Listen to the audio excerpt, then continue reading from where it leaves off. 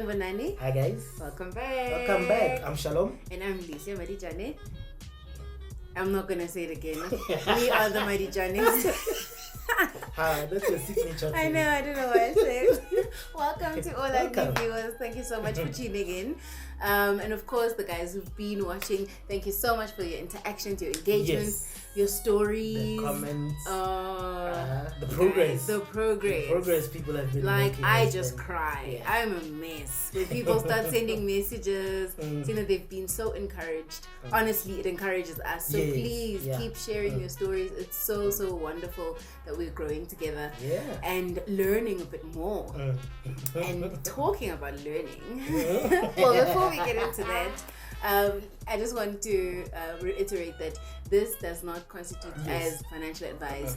We are by no means financial advisors. We are not authorized to give financial advice. Remember, this is our story, and we're just hoping that you guys can learn from it as much as we can learn from you. Okay, so about learning. So when I just started working, I applied for a credit card, right? And to be really honest, I didn't need it, but it just made sense that I get one in case of emergencies, right? Because that's what we need credit cards for. So I got a credit card, and at that point, I think I was about 20 years old. 20 or 21, I can't remember. But anyway, I was very young, and nobody had ever actually spoken to me about credit cards or credit or anything like that. Like there's no like the talk where they sit down with you and be like, nobody does that. Like I don't know if maybe they did that in your family. Please let us know in the comment section. But we didn't get any of that, you know. I think they just assumed that these things are covered at school, and you know, so we never had that talk at all. And so I applied for a credit card, and I got the credit card, and I was very excited, and I spent it. I spent, I think at that point it was like 5,000 Rand, and I think I spent the bulk of it. You know, I was like, ooh, 5,000 Rand extra, you know. So I spent it, and by the end of the first month, I didn't know like how much I had to pay at the end of the month, or what was the interest on the credit card, and I didn't know anything. And so when month end came, I remember I was sitting in the office and I was like, you know, looking at my monies that are coming in, and I was just like shocked that this bank hadn't replenished my credit card because that's their job. Yeah, because that's what I thought. They give you money and they need to replenish and they have to keep replenishing. Guys, I honestly am not even joking. I thought maybe I was a dummy. I don't know, but I genuinely thought that if they give you a credit card and they say that the limit on it is 5,000 Rand, it means that at any given time, or at least by every end of the month, they replenish you. They make sure that you're at 5,000. So I was chilling there. I'm like, well, I've spent like 3,000 Rand. So when are you guys topping me up? Kind of. And a colleague of mine was like, girl, that's not how credit cards work. The bank doesn't have an overdraft facility with you. No. So to be really, guys, I didn't know that a credit card is a loan on a card, because that's essentially what a credit card is. I thought these guys trust me so much, and they're like, Yazzie, we like this girl. You know what? 5,000 Rand every month for you. I didn't even know how it worked. So yeah, I learned a very expensive lesson, and I now know that it's actually just a loan. It's just that they put it on a card, and that you just have to keep paying back, and you can still use it, and you keep paying back. That's really what it is. So if you had some fun learnings along the way, please let us know, because when I told him, he laughed at me so bad. Like I felt a little bit embarrassed, because to me it made sense. Like why would the bank not like me enough to give me 5K every month? Every month, like honestly. But anyway, so what really got us into this whole we're walking down memory lane, of course, regarding our finances, and I remembered the story, and we realized that we actually don't have these conversations. Even at home, we don't talk about these things. Like it's just, you'll see how you work with your finances, you'll deal with it, kind of thing. And I think that's what's so important, you know, other than all of us trying to get out of debt and trying to have good money habits, also is having those basic financial conversations about just saving, about what a credit card is, about what a loan is, and interest rates, who SARS, all of those things. Those are things that impact our finances on a monthly basis, most people.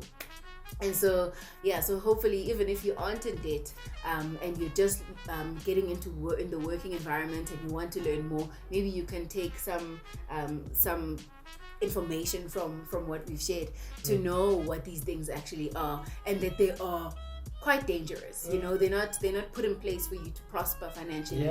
It's become so easy, guys, to get these things, credit cards and all of those things. It's not there for us to prosper, let's be honest. It's a trap. So that was my story, but I'm over it now because I now know better. And so while we were just reading about finances and things like that, we actually came across like really scary stats. Like, it is tough. It is rough. So I'm just gonna read something, so you guys must just bear with me, because this was actually very scary when we realized how dire the situation is within the South African environment.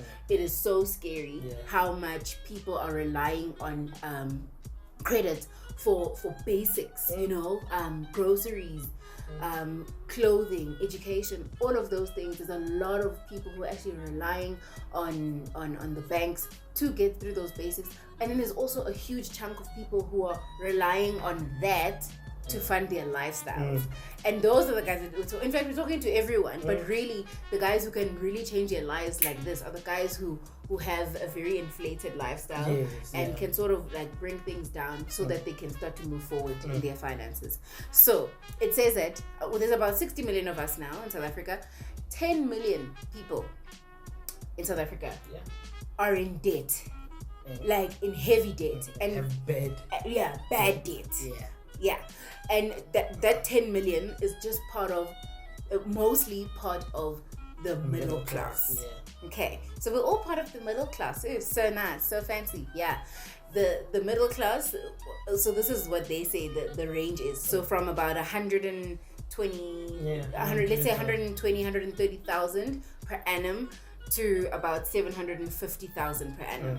Okay, so that is a very wide spectrum, because the person who's they're in the same class, but 120 versus 750, huge difference, guys. I mean, really, that is massive. That is massive. So and we actually realize that that's where people fall into the trap of thinking that they need to keep up with the Joneses. Because let's say I'm entry level middle class. Let's say I'm 200,000, you know, per annum, and this guy is sitting at 750. We're in the same class. So we probably work in the same areas, so in the same suburban areas. We're around the same kind of people.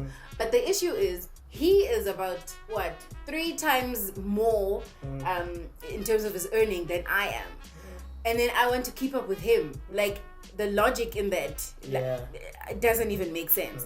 So those are some of the stats that we ran into, and we were just like, it's actually so scary to think that everyone in that bracket is termed as middle class, just because, they passed the threshold of 130 and they beneath 1 million. But it's way, I think the range is way too wide. It is.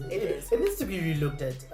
So one of the problems with this is those 10 million South Africans, they on average have about 8 loans to their names. 8 on average. 8 loans per person.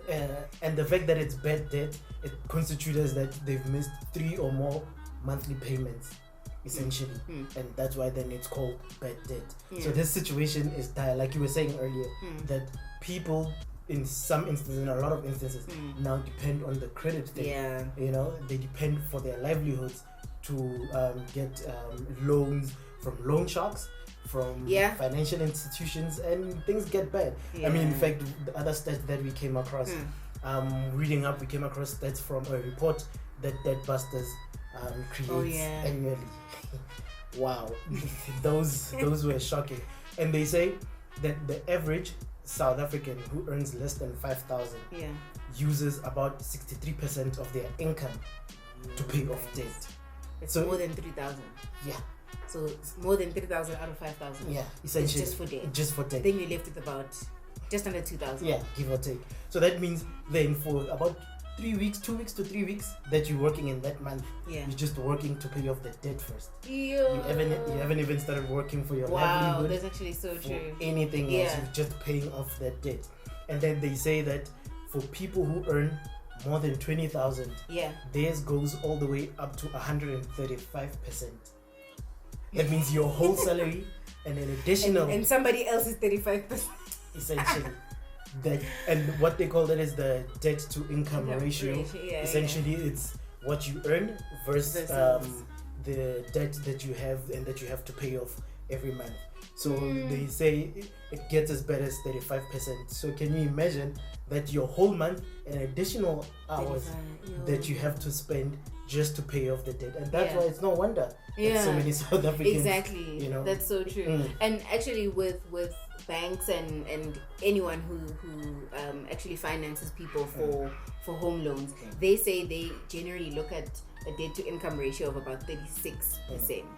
So can you imagine if you are on the other end when you are at 135, which means you must minus that 100% just to get to what they deem as normal, which is that's a lot. I mean, already 36% is quite high.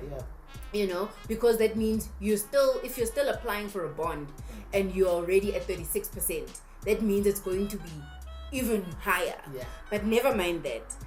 If you're at 135, then and it's been growing for the past 4 years. So and I think it actually might get even higher because after COVID-19, a lot of people are going to increase. Our country is seeing such flames, you know. And I think we're all seeing flames, and I think that's one of the things about this journey is that it teaches you to prepare for unprecedented times. You know, because nobody could have actually dreamed of COVID and the shutting down of the economy. Nobody could have dreamed of that. But if you're heavily relying on your monthly income to pay people off and to live, then you're actually like one paycheck away from a disaster. Is essentially what it is. And so I think it teaches us so much responsibility and to plan for the future, because no one can, I mean, who knows when things will be back to normal in the country, you know. And you know, in line with those stats, it reminds me of one of my stories. His stories are always the best. I'm not too sure about the best, hey? But anyway. And mine touches on a lot of points that we've already spoken about in other episodes, you know. So just to jump to the end of the story, literally it was a point where in my life where I almost got evicted. It was before we met. Okay, I did not know him when he was homeless. So I almost got evicted. Thank God I wasn't. So essentially, this is what happened. I don't remember how old I was at that point. So I lived in a 2-bedroom apartment in Midrand, and while I was living there, I was the only person who lived there. I didn't have a roommate. I didn't want to get a roommate. I was like, it's fine, I'll pay for this place. Fine, showcase, no problem. And then months go by, and I'm already in bad debt, and now it also speaks to that thing where the more salary or the more your income increases, then the more your debt increases as well. More money, more problems. Exactly. So I'd gotten to a point where there was an increase in my salary, and so was my debt increasing as well. So I lived there, and then at a point I had 4 of my close people live with me. You know? Hey, close people, I hope you're watching. And all of them were not employed, so I was the only person in this place who was employed. And they were out here living with me so they could find jobs and they could start their lives, you know, fresh from school. They were still fresh from school. So anyway, I took them in, and just before taking them in, I stopped paying my rent. I couldn't afford to pay my rent to a certain degree. Let me put it that way, to a certain degree. In the beginning, I actually couldn't afford to pay my rent, right? And then I managed to wiggle my way around certain things that I got a bit more money, but I still then wasn't paying my rent. So my rent at the time I think was 6.2. So there would be some months where I would have maybe 3,000 left, and even that 3,000 I wouldn't pay the rent. That 3,000 would go to other things as well. So literally for 8 whole months I didn't pay my rent. Mind you, the people that I was living with, like I said, they were unemployed, and I think two of them, I gave them the other room to share, and I made them pay, I think, about $2,000 between the two of them. So they would pay about $1,000 each, and they would get it from home and whatsoever. And then I paid, I was supposed to pay the bulk of that four, which I did not pay that. So obviously their money as well I used for other things. Yeah, because you guys had to eat. Well, yes, you all needed electricity. Yeah, and you had a fancy lifestyle. And that's the thing. So even when there was extra money, you know, the lifestyle was still.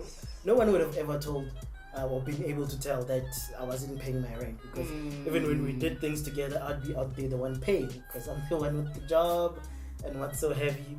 So fast forward a couple of months, or around 8 months, the company that owns that flat, they call me in and they're like, hey, my brother, you haven't been paying rent for 8 months. What's happening?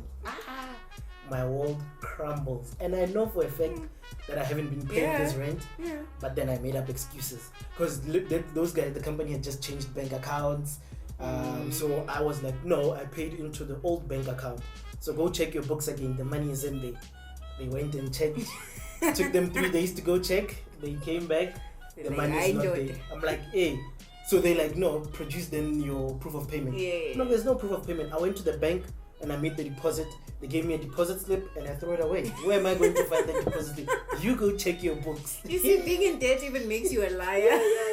I gave them the runaround. For 3 whole weeks.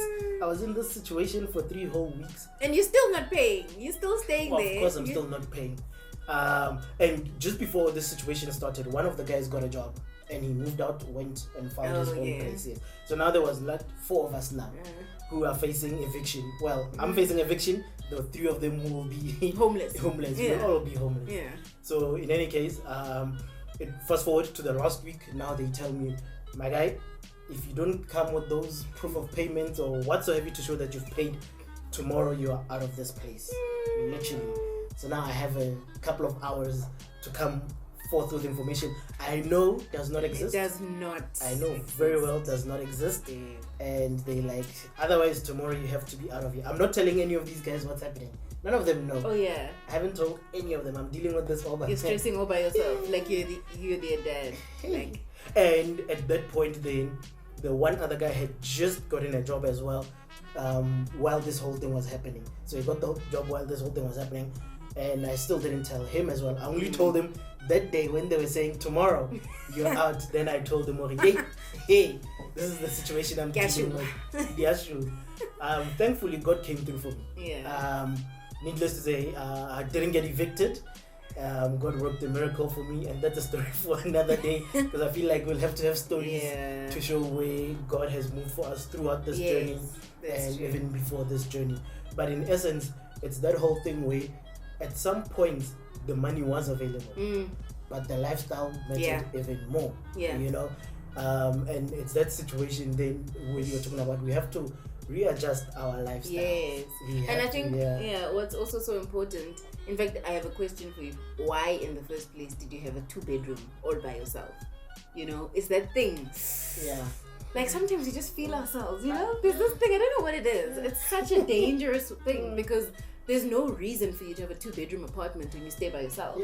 When you can have a housemate. There's no shame in having a housemate or a roommate even. Like, you're starting out, guys. Why are we so scared to start out? You know, like there's no shame in starting small. In fact, there's even scripture that speaks into that. So we mustn't despise the day of our small beginnings. You should have started small and been like, okay, I'll get a little bachelor pad, or I'll get a little, you know, I'll share with a friend. But he was like, nah, I'll get a 2-bedroom apartment. Hey yo, fellas, come live with me. You know, I was giving back to the community. Oh wow, did you guys hear? He called you the community. So it was shame. It was expensive lessons that we learned, and I think both the stories that we shared are from way back before we met. But the sad reality is you bring that baggage even into your marriage, because you didn't know any better, and now you're still trying to make up for the mistakes that you made. Yeah, and so you true. bring it in, and then now we have to deal with it, you know. But I mean, we wouldn't have it any other way. We've learned valuable lessons that we hope to teach to our kids as well. Crazy part, 2 months after that whole thing happened, I got kicked out of that place. Another story for another day. Didn't I tell you that he has a nice story? I've never been kicked out, but he definitely does have the fun stories. So basically, guys, what we're just sharing here, I think it's also just the importance of the fact that debt isn't just things that you apply for, because he was rightfully living in the place that he was living in until he stopped paying. And if you refuse to pay, that becomes debt, you know. And you have to honor the debt or the agreements that you've made with people. You can't just stop talking to people just because you owe them money, or stop paying and just think you're gonna live for free. Like, that wasn't his father's house. He has no right to live there and not pay. So whether you applied for it and they trusted you and gave you their money, or you're living somewhere and this person is being nice to you, and you have to pay. You have to pay. Okay. I'm paying now. Yeah, now you're paying. Now you're a good boy. Anyway, thank you so much for tuning in, guys. We will see you in the next episode. You know what to do. Our Instagram is Shalom and Lihle, and we will see you in the comment section. Bye. Bye.